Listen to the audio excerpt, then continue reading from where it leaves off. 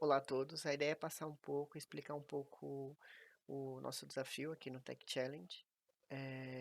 Meu nome é Ingo, faço parte aqui do grupo 46 e a ideia é mostrar um pouco do que foi realizado e explorado durante a atividade. Então, primeiramente, a gente tinha um dataset inicial focado principalmente em dados de gastos médicos baseados nos usuários.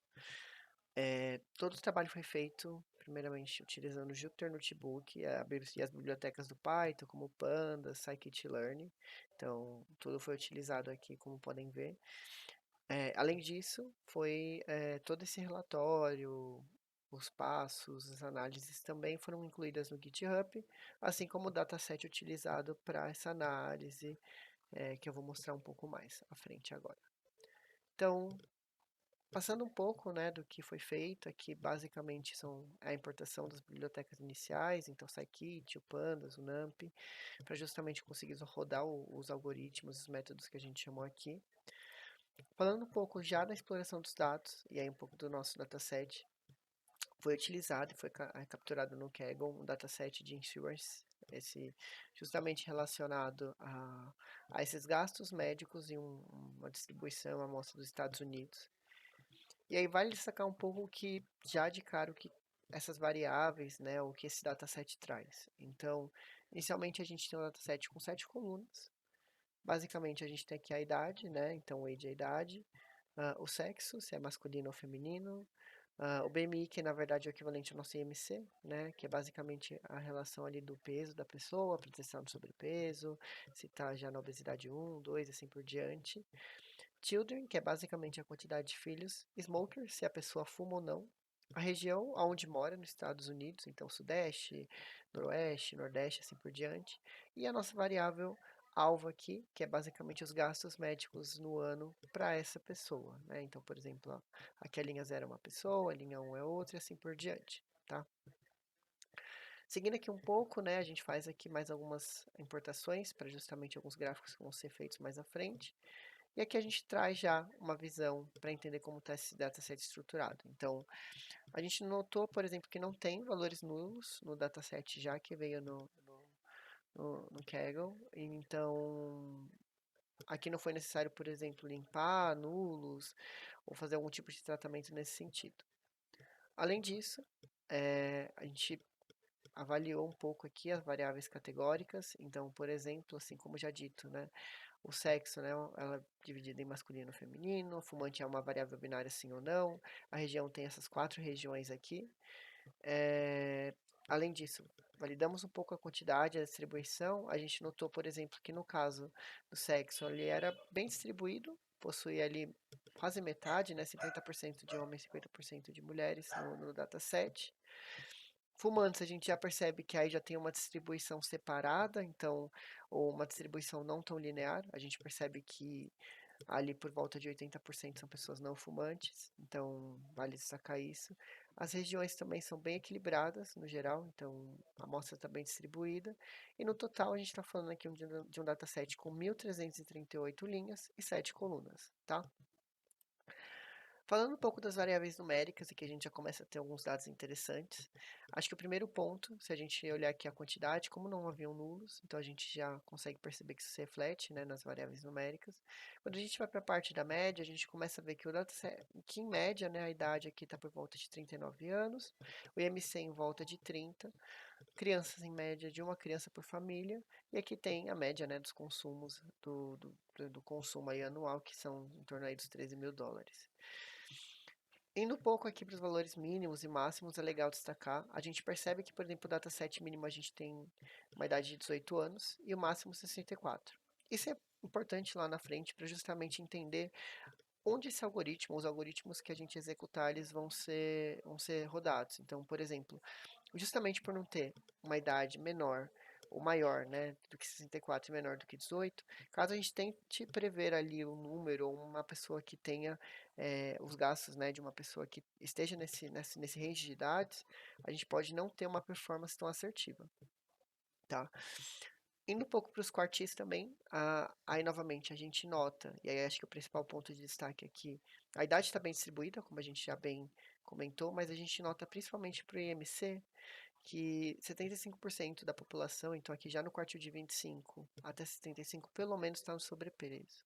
Refletindo muito o comportamento que a gente entende, né, dos Estados Unidos, faz um certo sentido, pensando que existe uma questão de obesidade bem forte, não só lá, mas no caso da dataset sendo lá. Então é um ponto legal a destacar aqui.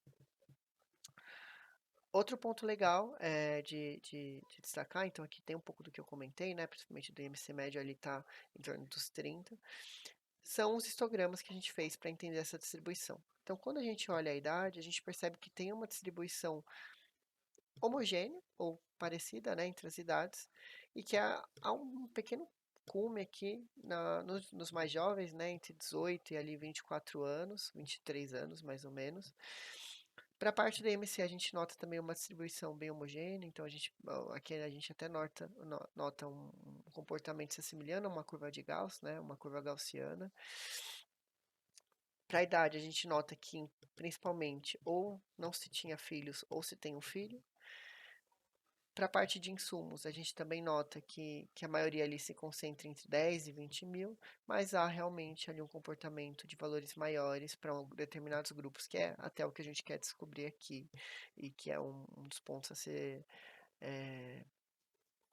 que irão agregar, né, valor para a nossa análise aqui.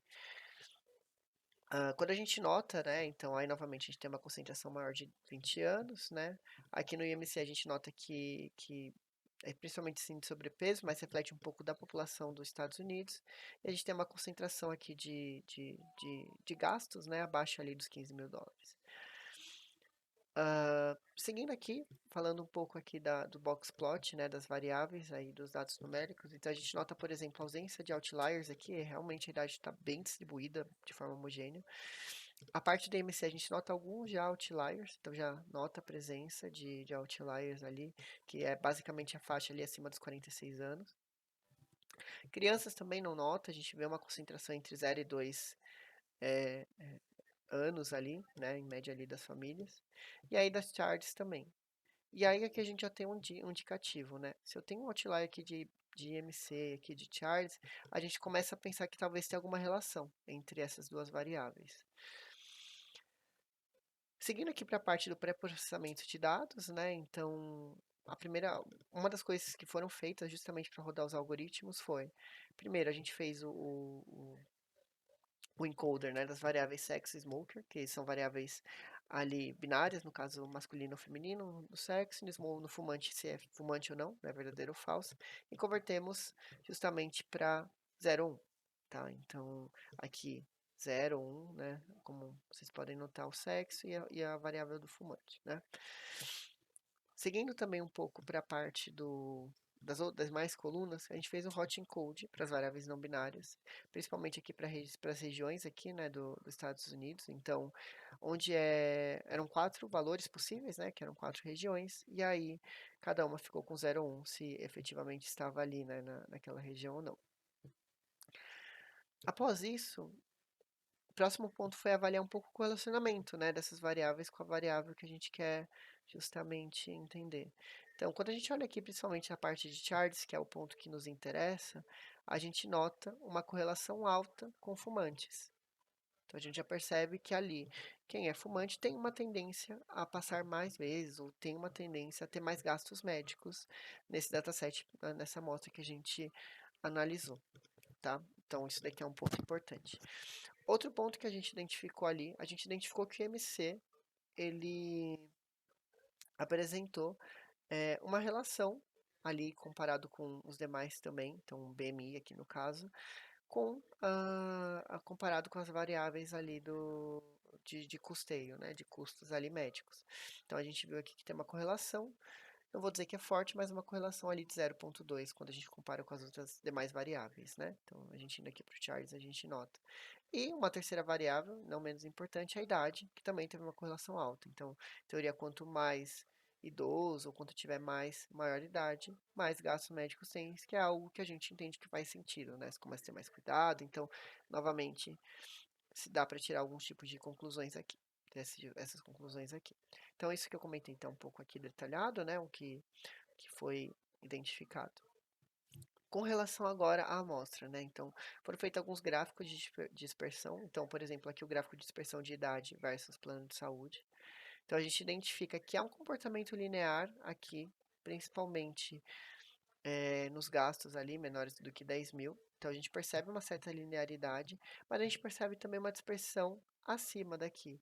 O que me dá a entender, o que nos leva a entender que existem algumas variáveis ou alguns fatores que fazem com que esses custos fora a idade, né, subam o valor aqui dos encargos, né, dos custos.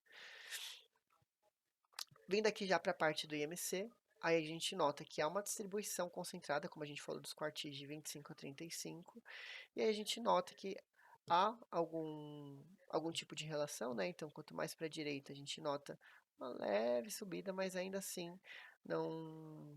Acho que o principal ponto que a gente consegue destacar aqui é a alta concentração aqui no sobrepeso dos usuários, né? Ou da população aí americana, tá bom? Indo para a parte do modelo, então, basicamente a gente aplicou a regressão linear, e aqui é a múltipla, no caso, porque a gente utilizou mais de uma variável, né, categórica para conseguir determinar isso. Então, o que a gente quis destacar aqui é separar em dois cenários. Então, como a gente identificou que haviam variáveis que tinham maior correlacionamento, o primeiro cenário foi utilizando todas as variáveis, né, do dataset. No segundo cenário, somente as variáveis categóricas que tinham algum tipo de correlação ou deram algum tipo de correlação, indicaram algum tipo de correlação com a variável alvo que a gente estava estudando, que são, no caso, os encargos.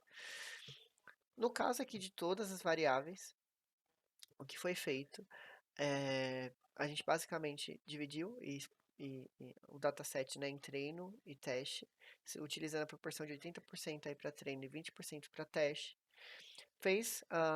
Aplicou o algoritmo, né, de regressão linear, fez as previsões e armazenou isso aqui na variável justamente para guardar esses valores. Aí que a gente tentou predizer o teste, né, a base dos 20% que a gente teve ali, e avaliou o desempenho desse modelo. Então, para esse caso, a gente conseguiu aqui, baseado aí no nosso dataset de teste, um resultado, né, de erro absoluto médio aqui de quase 4 mil dólares, né, e um R quadrado de 80% aproximadamente. O segundo cenário, que é aí que a gente está comentando, utilizando somente as variáveis de forte correlacionamento, então o IMC, fumante e idade, a gente também aplicou o algoritmo de regressão, também utilizou o dataset. Nota que a gente usou o random states igual a zero para justamente utilizar a mesma foto e não ter nenhum tipo de diferença na comparação, né, de base de teste. E os resultados foram muito próximos, né? Então a gente nota que foi levemente menor aqui o R quadrado. O erro absoluto médio também ficou próximo dos 4 mil, então não dá para dizer que foi uma performance melhor ou menor em termos quantitativos, dá para dizer que tem um comportamento muito similar entre as duas variáveis. Ponto importante, já que tivemos um comportamento similar, em um cenário, por exemplo, com um dataset muito grande, pensando em performance de hardware, faz sentido dependendo e aí por isso que é importante ter uma amostra grande até para avaliar, né, essa é até uma sugestão, faz sentido remover variáveis que não são ou que não representam ali o comportamento ou não tem forte influência. Porém, vale destacar, e aí novamente, já falando um pouco até do que a gente observa, é que nosso dataset ele é muito pequeno. Ele tem 1.338 linhas. Então, se eu, por exemplo, fosse executar isso para um dataset aí, sei lá, de 1 milhão de linhas, pacientes, seria feito, ou seria necessário refazer essa análise para entender se essas variáveis realmente possuem esse relacionamento, se realmente existe esse comportamento das variáveis aí características que a gente determinou de forte correlacionamento terem forte influência ou não e afetarem ou não o resultado. Mas é um ponto a se destacar de possibilidade em um cenário onde haja um volume volume alto de dados, que é basicamente remover as colunas que não têm algum tipo de influência ou que não afetem tanto a performance do nosso algoritmo, tá? Se performance for um problema, por exemplo. Seguindo aqui para a parte da validação estatística, a gente seguiu aqui com a parte do p-value e da parte dos intervalos de confiança. E aqui, basicamente, olhando um pouco os p-values no cenário, né? Assim como a gente fez para o outro cenário, dividindo para todas as variáveis e para as variáveis que não que não são, né, ou são mais relevantes, a gente também separou aqui para ver esses intervalos de confiança. E aí uma das coisas, né, que a gente nota aqui é que no geral a gente acabou tendo um p-value aqui pequeno, né, coeficientes pequenos, indicando algum tipo de relacionamento ou seguindo ali que o indicativo de que isso não influencia o nosso comportamento, né? A gente não tá a gente acaba indo para a hipótese aqui nula, né? Mesma coisa, né? Também foi aplicado para a parte do cenário com forte correlacionamento. Então, também foi aplicado e aqui a gente nota também p-values assim muito próximos de zero, indicando ali que está dentro dos 5% ali, toleráveis para dizer que essas variáveis explicam ou tem relação ali com o comportamento, tá? Seguindo para a parte de previsões, então, e aqui tem um ponto interessante. Quando a gente olha, compara a previsão com o dado real, o que a gente quer como meta, o ideal, é ter uma reta linear aonde o dado real seja equalizado com a previsão. Então, o cenário ideal que a gente vê aqui, ou o mundo perfeito, obviamente que estatisticamente a gente não vai conseguir atingir isso, seria uma reta. E aí, olhando o comportamento, a gente observa que o algoritmo ele tem uma performance boa até 20 mil ou 18 mil ali de custos. Ele realmente tem esse comportamento linear e nota-se que é um erro baixo nesse range, assim como acima de 40 mil. Né, 40 mil, 35 mil, que a gente volta a observar essa tendência de reta. A gente já olha que tem alguns dados dispersos aqui, principalmente entre 15 mil e 30 mil, e aí isso nos leva a crer que são algumas das variáveis que a gente identificou, alguns cenários de outliers, de exceção, que podem estar influenciando aqui. Tá? Mas, no geral, a gente percebe que existe sim comportamento linear até dessa parte de custo e que o algoritmo ele consegue representar ali em torno dos 80% de precisão, que é o de erro ali, né, absoluto. Mas vale destacar isso, né? Que a gente tem esse comportamento linear e que a gente tem performance, um range de performances melhores, né? Principalmente aqui entre 20 mil e aqui entre 35 mil e 50 mil. Como conclusão, e aí que o que a gente vai destacar é, além de tudo que foi falado aqui, é que o nosso dataset, ele realmente é um dataset pequeno, então acho que até se fosse um cenário real, um dos pontos seria a sugestão de inclusão de mais dados, até para você evitar overfitting, garantir que você tenha uma amostra mais variada, você possa também incluir outras idades. Então, justamente para conseguir garantir que o algoritmo tenha resultados para pessoas, né, acima, por exemplo, de 64 anos e abaixo de 18 anos. Outro ponto, né, do algoritmo, e aí seja nesse cenário ou num contexto onde a gente tem um dataset maior, é avaliar essas variáveis estatísticas e conseguir converter para alguma decisão de negócio. Então, por exemplo, uma das sugestões é a gente perceber uma margem de erro de 4 mil, ali absoluta. Uma das coisas que se pode fazer, obviamente, sem perder competitividade, é incluir esse valor ali na sua margem, num possível custeio ali de plano de saúde. Então, se deu, por exemplo, o algoritmo 12 mil, colocar um valor, por exemplo, de 16 mil ali de custos, mais aí uma porcentagem para a margem, né, do plano de saúde que você quer vender, por exemplo. Outro ponto, assim, novamente, vale destacar que o dataset é baixo, então isso foi algo que a gente quis destacar aqui, é que se encontrou algumas relações, não necessariamente relacionadas com o que a gente estava estudando, mas, por exemplo, a gente encontrou uma relação entre a variável região sudoeste e fumantes, um pouco maior do que as demais regiões.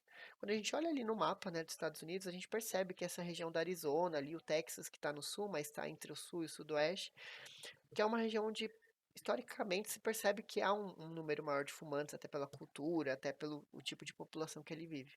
Então a gente percebe que o dataset ele tem uma representação, e pelos dados que apresentam, com fatos que a gente consegue acompanhar, né, na realidade, associar, mas novamente, é um dataset com um pouco mais de 1000 linhas, que para uma população de milhões de pessoas, né, de mais de 200 milhões de pessoas. Então, a gente percebe que realmente uma das possíveis melhorias aqui, num caso real, é realmente coletar mais dados para conseguir ter uma performance melhor aqui do algoritmo e conseguir também gerar valores mais assertivos ali para a empresa ou caso de uso de negócio que a gente queira. Mas é isso, agradeço a participação até aqui.